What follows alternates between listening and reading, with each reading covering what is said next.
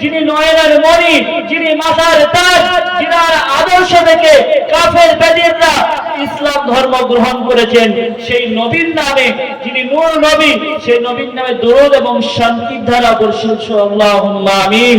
আল্লাহুম্মা আমিন। আল্লাহুম্মা সাল্লি আলাইহি আল্লাহুম্মা বারিক আলাইহি। বাদশা ভাইরা, নবীর নাম যখন আমরা শুনবো তখন আমাদের সকলের উচিত সাল্লাল্লাহু আলাইহি ওয়াসাল্লাম ছোট দরুদ পড়া। যদি সাল্লাল্লাহু আলাইহি ওয়াসাল্লাম এটা পড়বেন তাহলে আল্লাহুম্মা সাল্লি আলাইহি আল্লাহুম্মা বারিক আলাইহি।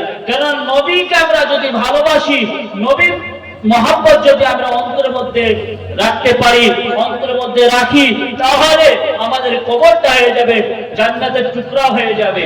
আর নবীকে যদি আমরা অন্তরের মধ্যে না রাখতে পারি, তাহলে আমার আপনার কবরটা হয়ে যাবে জাহান্নামের আগুন হয়ে যাবে, জাহান্নামের পোকামাকড়ের ঘর হয়ে যাবে।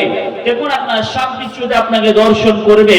বাবজা ভাইরা, মা বোনেরা, তাই নবীর প্রতি মহব্বত রাখুন। কুল ইন কুনতুম তুহিব্বুনাল্লাহ ফাত্তাবিউনি ইউহিব্বুকুমুল্লাহ ওয়া ইয়াগফির লাকুম যুনুবাকুম আল্লাহু গফুরুর রহিম। আল্লাহ রাব্বুল আলামিন বলছেন, ওগো আমার বান্দা বান্দীরা, তোমরা আমার নবীর আদর্শকে ফলো করো। তোমরা আমি যেটা বলেছি কোরআন পাকে এবং রাসূল যেটা করেছেন, সাহাবায়ে কেরামরা যেগুলো